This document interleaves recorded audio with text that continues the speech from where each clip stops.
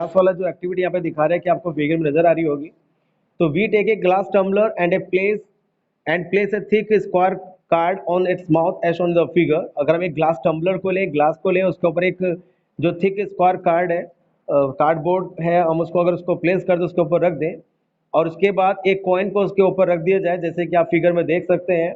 और फिर हम उसको अपनी फिंगर से उस कार्डबोर्ड को फ्लिक करें। करना ये है कि आपको एक ग्लास लेना होगा, ग्लास के ऊपर आपको एक कार्डबोर्ड का स्क्वायर पीस रखना होगा, दैट मीन्स गत्ते का एक स्क्वायर पीस रखना होगा। कोई सा भी पीस हो सकता है, ये कोई ऐसी कंपलसरी नहीं है कि आप स्क्वायर पीस ही लें, आप कोई सा भी एक पीस आप लीजिएगा कार्डबोर्ड का, गत्ते का, वो उसके ऊपर रख दीजिएगा। देन उसके ऊपर एक कॉइन को प्लेस कर दीजिएगा।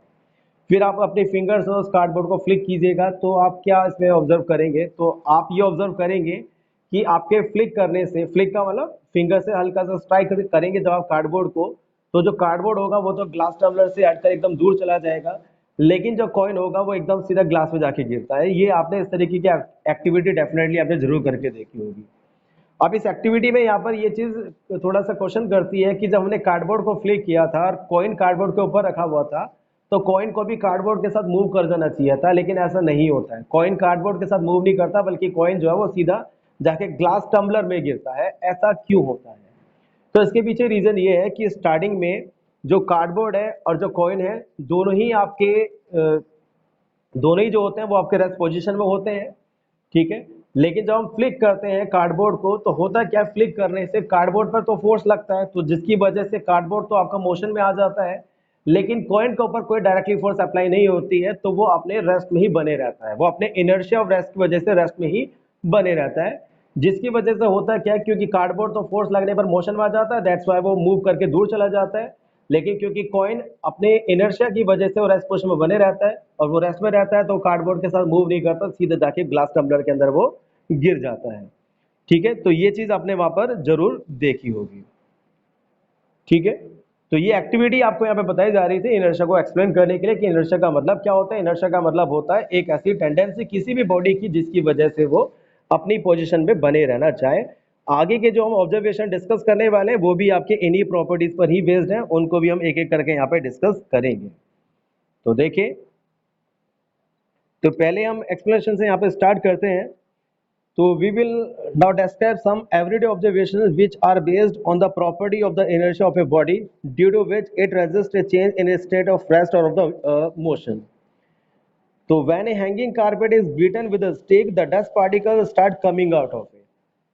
ठीक है, उसमें ये बताया जा रहा है कि जब हम किसी हैंगिंग कारपेट को, डेट में से कारपेट को जब किसी स्टिक से बीट करते हैं, उसको मारते हैं या पीटते हैं उस कारपेट को, तो आपने देखा होगा जो डस्ट पार्टिकल्स है उसमें से बाहर निकलने लग जाते हैं। यहाँ पे बताया जा रहा है जब भी किसी कारपेट को एक स्टिक से जब पीटा जाता है, तो जो डस्ट पार्टिकल्स होते हैं वो कारपेट से बाहर निकल जाते हैं।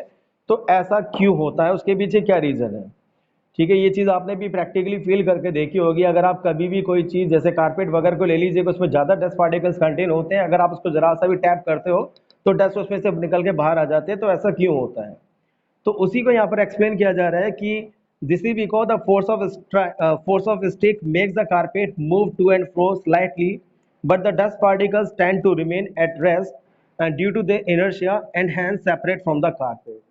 तो बता रहे हैं जब हम स्टिक से कारपेट को बीट करते हैं, तो इसकी वजह से जो कारपेट है उसके अंदर तो स्लाइटली मोशन आपको दिखाई देने लग जाता है। वो कारपेट जो है वो टू एंड फ्रो यानी इधर उधर जो है वो स्लाइटली मूव करता है, लेकिन जो डस्ट पार्टिकल्स होते हैं वो इनर्शिया ऑफ रेस्ट की वजह से वो रेस्ट पोजिशन में बने रहते हैं, और जिसकी वजह से होता क्या है कि वो आपस में डिटैच हो जाते हैं। इनिशियली या स्टार्टिंग में हम कह सकते हैं कि आपके डस्ट पार्टिकल्स और कारपेट जब तक उनको बीट नहीं किया जाता तब तक दोनों रेस्ट में बने रहते हैं। लेकिन जब हम स्टिक से इसको बीट करते हैं कारपेट को, तो होता क्या है, स्टिक से बीट करने पर जो कारपेट है वो to and fro slightly move करता है। दैट मीन्स कारपेट के एक पोर्शन में जो है स्लाइटली मोशन आपको दिखाई देता है, स्टिक के बीट करने की वजह से, स्टिक के फोर्स लगाने की वजह से। लेकिन जो डस्ट पार्टिकल्स हैं उन पर कोई डायरेक्टली फोर्स अप्लाई नहीं होता है, जिसकी वजह से वो इनर्शिया ऑफ रेस्ट की वजह से रेस्ट पोजिशन में बने रहते हैं। तो जब भी दो चीजें एक दूसरे के साथ कनेक्टेड होती हैं और उनमें से एक ऑब्जेक्ट मोशन में आ जाए और एक ऑब्जेक्ट हम रेस्ट में बना रहे, तो ऐसी कंडीशन में दोनों एक दूसरे से डिटैच हो जाते हैं। तो यही रीजन होता है कि कारपेट तो वहां पे मूव कर जाता है, थोड़ा सा स्लाइटली मूव आ जाता है उसमें टू एंड फ्रो, लेकिन डस्ट पार्टिकल्स इनर्शिया और रेस्ट की वजह से रेस्ट में बने रहते हैं, इस वजह से दोनों सेपरेट हो जाते हैं और डस्ट पार्टिकल जो कारपेट से बाहर निकलने स्टार्ट हो जाते हैं। तो इसलिए हम कह सकते हैं कि इनर्शिया ऑफ रेस्ट की वजह से डस्ट पार्टिकल जो है वो कारपेट से बाहर निकलने लग जाते हैं। ये पहली एक्सप्लेनेशन थी और इस एक्सप्लेनेशन में आपको बताया गया कि किस तरीके से इनर्शिया ऑफ रेस्ट की वजह से ये आपके ऑब्जर्वेशन आपको देखने को मिलती है। नेक्स्ट है इसमें when a tree having when a tree to and fro का मतलब होता है इधर उधर, टू एंड फ्रो का मतलब होता है इधर उधर। दैट मीन्स ये है कि हम जब स्टिक से कारपेट को मूव जब स्ट्राइक करेंगे, उसको बीट करेंगे, तो जिस पोर्शन पर आप स्ट्राइक करते हैं उस पोर्शन का जो कारपेट है वो मूव कर जाता है। मूव करने का मतलब उसमें थोड़ा सा मोशन आपको इधर उधर देखने को मिलता है। आगे देखिएगा, हम सेकंड एक्सप्लेनेशन की बात कर रहे थे यहाँ पर। When a tree having flexible stem is shaken vigorously its fruits and leaves fall down. तो जब भी कोई ट्री जिसमें जो तना है उसका वो काफ़ी फ्लेक्सिबल हो, जो आसानी से मूव कर सकता हो, उसको हम बहुत तेजी के साथ हिलाते हैं तो उसके जो फ्रूट्स और लीव्स होते हैं उसमें से गिर जाते हैं। तो जब भी कोई पेड़ जिसका तना ज़्यादा मजबूत ना हो, लचीला हो, उसको अगर हम बहुत तेजी के साथ हिलाते हैं तो उसमें से पत्तियां और फूल जो है वो नीचे गिर जाते हैं। तो ऐसा क्यों होता है, उसके पीछे क्या रीजन होगा, तो उसी को यहाँ पर एक्सप्लेन किया जा रहा है। This is due to the fact that when the tree is second it moves to and fro slightly but the fruits and leaves tend to remain at rest। में स्टार्टिंग में जब तक आप उस ट्री को मूव नहीं कराते हैं तो स्टार्टिंग में वो ट्री भी और उस पर जो लीव्स होती हैं, जो फ्रूट्स होते हैं, सब आपके रेस्ट पोजीशन में होते हैं। लेकिन जब जैसे ही ट्री को वहाँ पे मूव कराते हैं फोर्स लगाकर, तो उसकी वजह से ट्री के अंदर तो वहाँ पे मोशन आपको देखने को मिलता है, लेकिन जो उसकी लीव्स होती हैं, जो फ्रूट्स होते हैं, वो इनर्शिया ऑफ रेस्ट की वजह से रेस्ट पोजीशन में बनी रहती हैं। शेकन वाइग्रसली का मतलब होता है तेजी के साथ हिलाना, ठीक है। वाइग्रसली का मतलब यहाँ पर तेजी के साथ जब किसी ट्री को हिलाते हैं तो उसको बोला जाता है यहाँ पर। तो जब भी हम उसको तेजी के साथ हिलाते हैं तो उसकी वजह से उस ट्री के अंदर तो वहाँ पर मोशन देखने को हमें मिलता है, लेकिन इनर्शिया ऑफ रेस्ट की वजह से जो है, जो उसके लीव्स होती हैं, फ्रूट्स होते हैं, वो रेस्ट में बने रहते हैं। और जैसा भी हमने आपको पीछे एक्सप्लेन किया था, जब दो चीज़ें एक दूसरे के साथ में अटैच होती हैं, उनमें से अगर एक ऑब्जेक्ट मोशन में आ जाए, दूसरा ऑब्जेक्ट वहाँ पर रेस्ट में बना रहे, तो वो आपस में डिटैच हो जाते हैं, टूट जाते हैं, सेपरेट हो जाते हैं। और यही रीज़न है क्योंकि रेस्ट, इनर्शिया ऑफ रेस्ट की वजह से जो उसकी लीव्स हैं, फ्रूट्स हैं, वो तो आपके रेस्ट पोजीशन में है, लेकिन ट्री वहाँ पे मोशन में आ जाता है उसको मूव कराने की वजह से। और यही रीज़न होता है कि उसके जो लीव्स और फ्रूट्स हैं वो उस पर से डिटैच हो जाते हैं, टूट जाते हैं और नीचे गिर जाते हैं, ठीक है। तो इन दोनों एक्सप्लेनेशन में आपको बताया गया कि किस तरीके से इनर्शिया ऑफ रेस्ट की वजह से आपको ये ऑब्जर्वेशन देखने को मिलती है। एक और देखिएगा, we have seen that when a car और bus start suddenly the passenger fall backward. आपने देखा होगा जब आप किसी गाड़ी में या बस में अगर आप बैठे होते हैं और वो बस एकदम से सडनली स्टार्ट हो जाती है तो एकदम से आप पीछे की ओर गिर पड़ते हैं। जो पैसेंजर उसमें बैठे होते हैं उनको पीछे की ओर एक झटका सा लगता है। तो ऐसा क्यों होता है, उसके पीछे क्या रीजन है, तो बता रहे this is due to the fact that the because of their inertia the passenger tend to remain in their state of rest, ठीक है, even when the car and bus has started moving. तो ये बता रहे हैं जब तक car या बस चलना स्टार्ट नहीं होती है तो कार और बस और उसमें बैठे पैसेंजर दोनों ही आपके जो है रेस्ट पोजीशन में बने होते हैं, दोनों ही रेस्ट पोजीशन में बने होते हैं जब तक वो कार या बस चलना स्टार्ट नहीं करती है, ठीक है। तो इसका मतलब तो आपकी जो कार बस है वो भी रेस्ट में है, जो पैसेंजर उसके अंदर है वो भी रेस्ट में है। लेकिन एकदम से कार वहाँ पे स्टार्ट हो जाती है या बस एकदम से स्टार्ट हो जाती है तो होता क्या है कि जो उसके अंदर पैसेंजर बैठे होते हैं, क्योंकि उन पर तो कोई डायरेक्टली फोर्स अप्लाई नहीं हो रहा है, तो वो इनर्शिया ऑफ रेस्ट की वजह से रेस्ट पोजीशन में बने रहते हैं।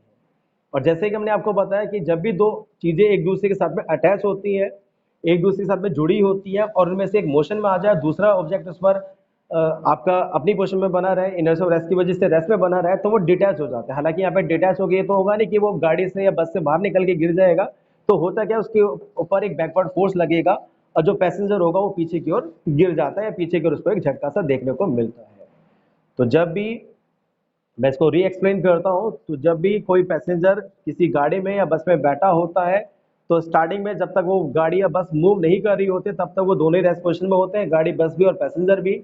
लेकिन सडनली जैसे बस वहाँ पे मूव करना स्टार्ट करती है तो जो बस है वो तो आपके मोशन में आ जाती है, लेकिन जो पैसेंजर उसके अंदर होते हैं वो इनर्शिया ऑफ रेस्ट की वजह से रेस्ट पोजीशन में बने रहते हैं, जिसकी वजह से उनके ऊपर एक सडन बैकवर्ड जर्क लगता है, एक पीछे की ओर उनको झटका लगता है और वो पीछे की ओर गिर पड़ते हैं, ठीक है। तो ये तीन ऑब्जर्वेशन थी जिसमें आपको बताया गया इनर्शिया रेस्ट की वजह से हम इनको किस तरीके से एक्सप्लेन कर सकते हैं। इसका अपोजिट भी हो सकता है। अभी तो हमने यहाँ बात की थी कि सडनली से अगर बस या कार स्टार्ट हो जाए तो वो पीछे की ओर क्यों झटका लगेगा। अब इसमें ये कह रहे हैं कि अगर कोई पैसेंजर अगर किसी बस में बैठा हुआ हो और वो बस एकदम चलते चलते उसमें एकदम से इमरजेंसी अगर वो ब्रेक लगा देती है, तो आपने देखा होगा जो भी पैसेंजर उसके अंदर बैठे होते हैं उनके ऊपर एक फॉरवर्ड जर्क लगता है, एक आगे की ओर झटका लगता है, वो आगे की ओर गिर पड़ते हैं। ये आपने एक्सपीरियंस भी जरूर किया होगा। अगर आप किसी बस में या गाड़ी में मूव कर रहे हैं और एकदम से वो गाड़ी या बस वहाँ पे ब्रेक लगा देती है, तो आप एकदम से आगे की ओर गिर पड़ते हैं। तो ऐसा क्यों होता है?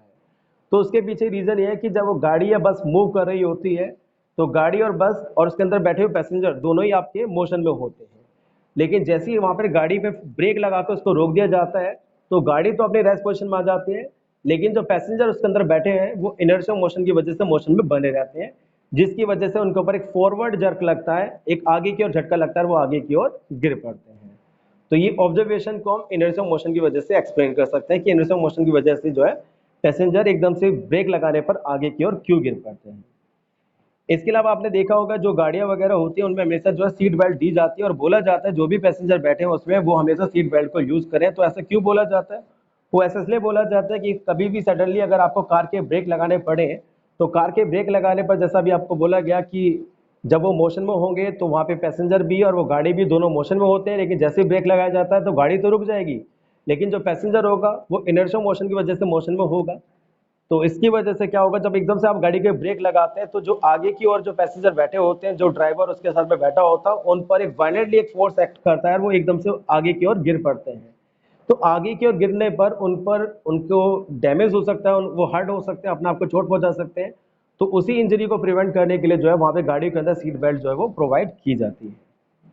ठीक है, तो ये कुछ ऐसे ऑब्जर्वेशन थे जो आपने एवरीडे की लाइफ में देखे होंगे। तो इन सभी को हम यहाँ पर इस तरीके से इनर्शिया के बेसिस पर एक्सप्लेन कर सकते हैं, चाहे वो इनर्शिया ऑफ रेस्ट का रीजन हो, चाहे वो इनर्शिया मोशन का रीजन हो, ये आपको बताया गया।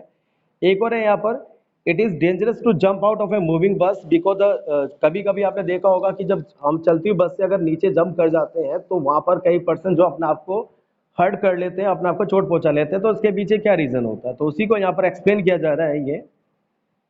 So it is dangerous to jump out of a moving bus because the jumping man who is moving with the high speed of the bus, ठीक है, तो पहले सुन लीजिएगा इसमें। तो ये बता रहे हैं it is dangerous to jump out of a moving bus because the jumping man who is moving with the high speed of the bus would tend to remain in motion even on falling to the ground and get hurt due to the resistance offered by the ground। तो ये बताया जा रहा है यहाँ पर कि अगर कोई चलती हुई बस से कोई भी पर्सन अगर जंप कर देता है, तो होता ये है कि वो जो पर्सन है, क्योंकि बस मोशन में होती है तो उसके साथ जो पैसेंजर होगा वो भी मोशन में होगा, लेकिन जैसे ही वो ग्राउंड पर वहाँ पे जंप करेगा तो होगा क्या, उसकी जो बॉडी होगी वो इनर्शियल मोशन की वजह से वहाँ पर मोशन में रहेगी, लेकिन जैसे ही वो ग्राउंड को हिट करता है तो ग्राउंड के रेजिस्टेंस फोर्स की वजह से उसको वहाँ पर वो हर्ट हो सकता है, वो उसको वो चोट पहुँच सकती है, क्योंकि इसकी बॉडी एकदम से रेस्ट पोजिशन में नहीं आएगी, उसकी बॉडी तो वहाँ पे मोशन में थी, लेकिन जो ग्राउंड का रेजिस्टेंस फोर्स पे लगेगा, ग्राउंड जो उसके मोशन को रेजिस्ट करेगा, उसको अपोज करेगा, उसकी वजह से उसको वहाँ पर चोट लग सकती है और उसको अपने आप को हर्ट कर सकता है। तो यही कहा जाता है कि कभी भी अगर आप चलती बस से आप उतरते हैं, तो या तो आपको उस चलती बस के बिल्कुल डायरेक्शन में उतरना चाहिए, जिस डायरेक्शन में बस मूव करे उसी डायरेक्शन में आपको उतरना चाहिए, नहीं तो जब आपकी बस रुक जाती तभी आपको उसमें से स्टेप डाउन करना चाहिए। अदरवाइज हमें कभी भी चलती बस से नहीं उतरना चाहिए, क्योंकि आपकी बॉडी जो होती है उस बस की वजह से मोशन में ही बनी होती है, और जब आप नीचे उसमें जंप करेंगे तो एकदम से आपकी बॉडी रेस्ट में नहीं आ पाती और आप अपने आप को हर्ट कर सकते हैं और चोट पहुंचा सकते हैं। ठीक है, तो ये सारी एक्टिविटीज जो हैं, जितने भी हमने ऑब्जर्वेशन आपको बताए, ये आपने कहीं ना कहीं अपनी एवरीडे लाइफ में आपने जरूर एक्सपीरियंस किए होंगे, देखे होंगे। तो इन सभी को हम इस तरीके से इनर्शिया ऑफ रेस्ट और मोशन की वजह से एक्सप्लेन कर सकते थे, जो यहाँ पर आपको किया गया है। हम आगे बढ़ेंगे और आगे बात करेंगे अगले टॉपिक की। हालांकि न्यूटन का सेकंड लॉ ऑफ मोशन हमें यहाँ पे डिस्कस करना है, लेकिन न्यूटन के सेकंड लॉ ऑफ मोशन को डिस्कस करने से पहले एक इंपॉर्टेंट टर्म है यहाँ पर मोमेंटम, उसको समझना यहाँ पे जरूरी होगा। तो क्या होता है मोमेंटम का मीनिंग, ये आप समझिएगा।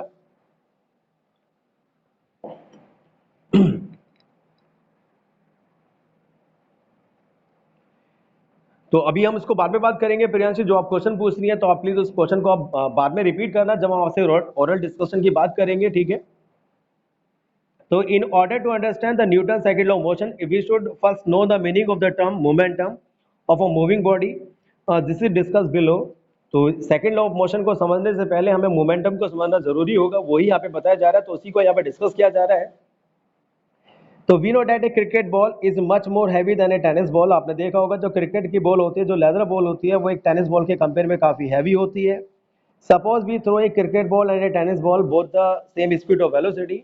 अगर आप एक क्रिकेट की बॉल को और एक टेनिस की बॉल को दोनों को सेम स्पीड से अगर थ्रो करते हैं तो it will be found that more force is required to stop the cricket ball and less force is required to stop the tennis ball. तो आपने देखा होगा कि एक क्रिकेट की बॉल को रोकने के लिए आपको ज़्यादा फोर्स वहाँ पर अप्लाई करनी होगी, जबकि टेनिस की बॉल को रोकने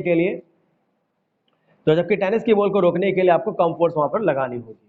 ठीक है, तो यहाँ पर मोमेंटम को समझाने के लिए आपको एक वैसी एक ऑब्जर्वेशन, एक एक्सप्लेनेशन यहाँ पे दी जा रही है कि एक क्रिकेट की बॉल एक टेनिस बॉल के कंपेयर में काफ़ी हैवी होती है, क्योंकि क्रिकेट की बॉल लेदर बॉल होती है और टेनिस बॉल तो आपको पता है कि आपकी रबर बॉल होती है।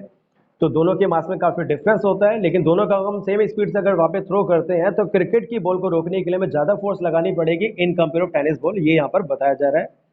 तो we conclude that the force required to stop a moving body is directly proportional to its mass. तो ऐसा क्यों है? तो इस बात से हम ये यहाँ पर चीज़ समझ सकते हैं, किसी भी बॉडी को रोकने के लिए जो फोर्स हमें लगानी होती है वो उसके मास के डायरेक्टली प्रोपोर्शनल होती है। तो इस ऑब्जर्वेशन से ये बात यहाँ पे क्लियर हो जाती है, किसी भी बॉडी को रोकने के लिए जो हम फोर्स अप्लाई करते हैं वो फोर्स उस बॉडी के मास के डायरेक्टली प्रोपोर्शनल होगी। इट मीन्स बॉडी का मास अगर ज़्यादा होगा तो उसको रोकने के लिए ज़्यादा फोर्स लगेगी, बॉडी का मास अगर कम होगा तो उसको रोकने के लिए कम फोर्स लगेगी। जैसे कि अभी हमने क्रिकेट की बॉल और टेनिस बॉल का आपको एग्जांपल दिया, क्योंकि क्रिकेट की बॉल का मास टेनिस बॉल के मास के कंपेयर में काफ़ी ज़्यादा होता है और क्रिकेट की बॉल को रोकने के लिए ज़्यादा फोर्स लगानी पड़ेगी in compare to tennis ball. तो इसलिए हम कह सकते हैं जो फोर्स एक्सर्ट करनी होती है वो किसी बॉडी के वो मास के डायरेक्टली प्रोपोर्शनल होती है। आगे देखिएगा इसके बाद दूसरी बात यहाँ पे हम करें, if we throw the two cricket ball, अब हम दोनों क्रिकेट की बॉल ले लेते हैं, डेट मीन्स दोनों सेम मास की बॉल ले लेते हैं और दोनों को अलग अलग स्पीड से आप थ्रो करते हैं, दोनों को अलग अलग वेलोसिटी से थ्रो करते हैं। एक क्रिकेट की बॉल को थोड़ा हम स्लो स्पीड से थ्रो करते हैं और एक क्रिकेट की बॉल को हम हाई वेलोसिटी के साथ ज़्यादा स्पीड के साथ उसको थ्रो करते हैं। तो आप इसमें से कौन सी बॉल को रोकना आपको ज़्यादा, किस बॉल को रोकने में आपको ज़्यादा फोर्स अप्लाई करनी पड़ेगी वो आपको ये देखना होगा। एक बॉल वो थी जिसको हमने थोड़ा स्लो स्पीड से फेंका था, एक बॉल वो थी जिसको हमने हाई स्पीड के साथ थ्रो किया था। तो आप देखेंगे जिस बॉल को ज़्यादा स्पीड के साथ थ्रो किया जाता है उसको रोकने के लिए आपको ज़्यादा फोर्स लगानी पड़ती है इन कंपेयर उस बॉल को जिसको स्लो स्पीड के साथ थ्रो किया गया था। ध्यान रखिएगा इस बार दोनों बॉल सेम मास की है, क्योंकि दोनों क्रिकेट की बॉल थी लेकिन दोनों का डिफरेंट स्पीड से थ्रो किया गया था। तो इट मीन्स ये हुआ यहाँ पर निकल कर कि जिस बॉल को ज़्यादा स्पीड से थ्रो किया गया था उसको रोकने के लिए ज़्यादा फोर्स लगेगी और जिस बॉल को कम स्पीड के साथ थ्रो किया गया था उसको रोकने के लिए कम फोर्स लगानी होगी।